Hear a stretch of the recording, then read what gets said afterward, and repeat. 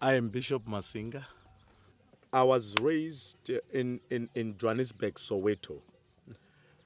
And then when I was raised there, the disadvantage is that I had no mother and a father.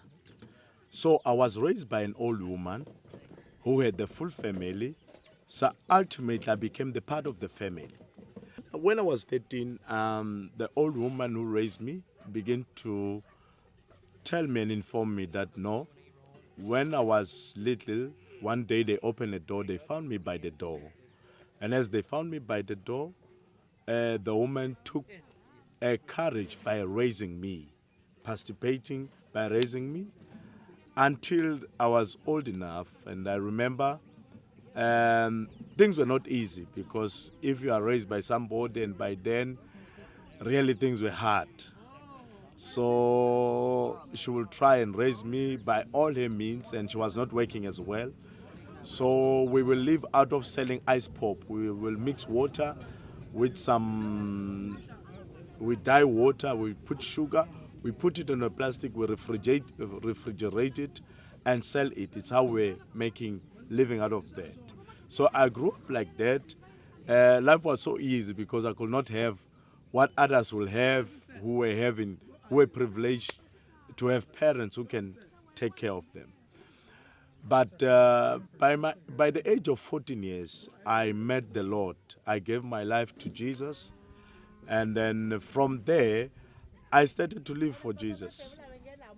And it happened that the church I was at in Soweto, 1999, we had a visit for rural areas like these, and it was my first time to have a journey away from home and go and experience places like the rural areas as where I am now.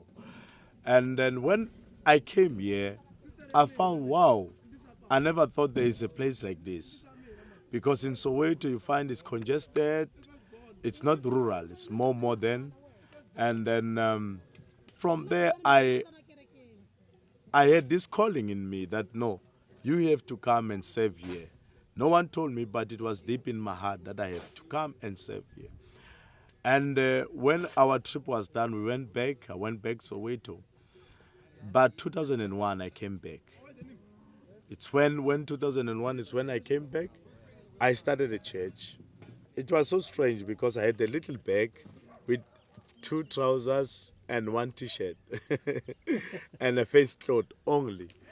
So I reached there. I went to the chief. I told him that now I'm from Joburg in Soweto, and the Lord is pushing me to come and start the work here.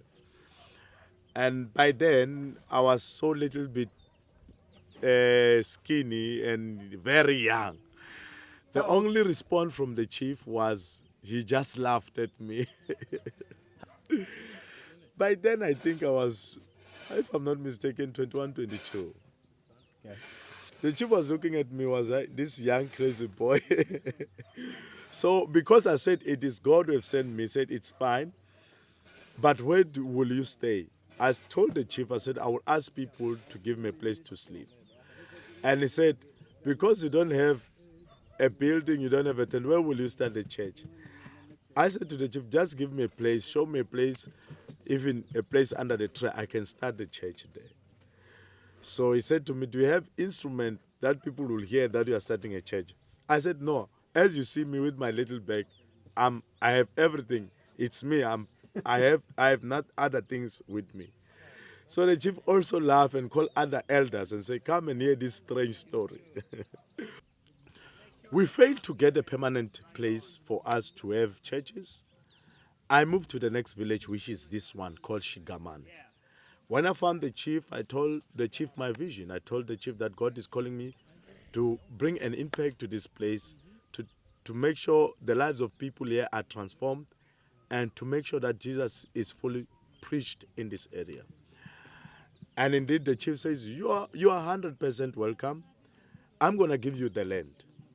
And we came to this place the chief gave me. We put at a shack, and we have church. We have people coming, flourishing. until there was storm time, rain season. One day there was a storm, it came with power. It took our shack away. And then I had a friend of mine, Perry, who helped me from Texas, who helped me to get a tent and other stuff. We got the tent. We have church. The last day, previously, December, God answered us. It was a miracle for us because Perry came with Henry. And Henry was now an angel that's sent by God to be an aid to us, to help us. Indeed, when Henry came, he told us that, Pastor Masinga, we don't have money. But you know what we have? We are here to empower, And the one who has money and who knows those who have money is God. And then they promised, they said, Pastor Masinga, Bishop, we are coming back to South Africa at least February. And we are committed. We don't have money. We don't have it, but we're committed to see you building a place whereby you can fellowship, whereby you can feed people on it, whereby you can have all that you need to do under a building. Wow, it was a miracle. On January, the whole January, I engaged the whole church to pray. We went on prayer and fasting. That we don't need any little of the devil to intervene with this. And we prayed, and they were busy communicating with me. And as they were communicating with me, I was communicating back to the church, what our hopes were raised high, I said, wow, Lord, we thank you at last. You have hearkened to our prayers. Wow. Until now, as they came and some of the project has started. This place, our church, we call it the bread of life. It's where everyone who needs the bread come and eat, and everyone who's thirsty come and drink, and everyone who needs a rest come and rest. It's home. It's not only the church.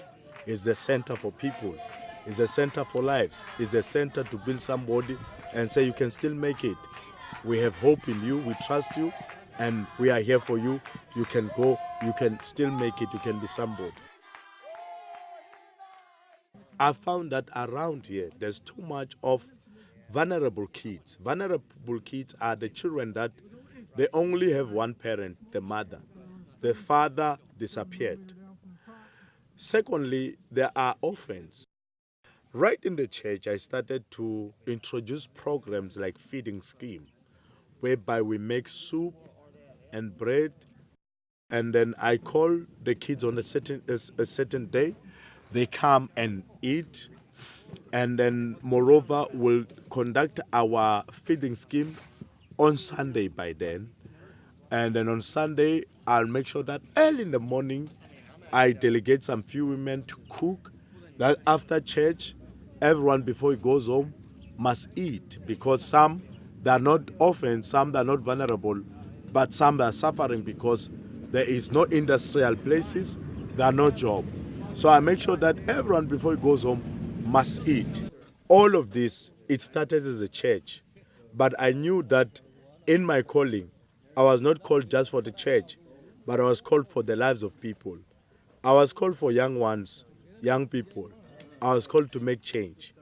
And indeed, we can move around. You'll find that this church has made a big impact, because sometimes some other pastors will laugh, why they don't build a church? They're busy feeding people. What a waste. But as we're feeding, we're not just feeding people. We're feeding future leaders. We're feeding doctors, nurses, pastors. So we invest on these people, because if we invest on them, it's an investment. They'll remember and come and invest in others, in other people who are growing in their lives as well. So I believe in that. And I strongly believe that by the grace of God, God will give us more power, since we met with Pastor Henry, and he's so much committed to help us. We believe that will impact lot of young people and lot of children. Because what we are looking at, we are not only looking to feed only, and also to impact spiritually, but also we are looking to develop skills. Let people come and learn skills here. Let women meet and do some project with their hands. Let young men come and learn what they can do with their hands, and everything they can do with their hands, somewhere somehow it can make living for them. They can go back and also be able to feed themselves, take care of themselves, as well as their families. That's what I'm learning right now. I'm learning from these guys. He's my instructor. He's the boss to me. He's the boss. No, he's the boss. He's teaching me how to work. You see, he's teaching me and also how to hold this. You see, how to put the soil there. You see, and also how to use this. You see, when times goes on, yeah, I'm the one who's going to hold the thing and do it. So we look on that also in future, the skills that will happen here. Those who don't know computers, they'll come here in the church and learn computers.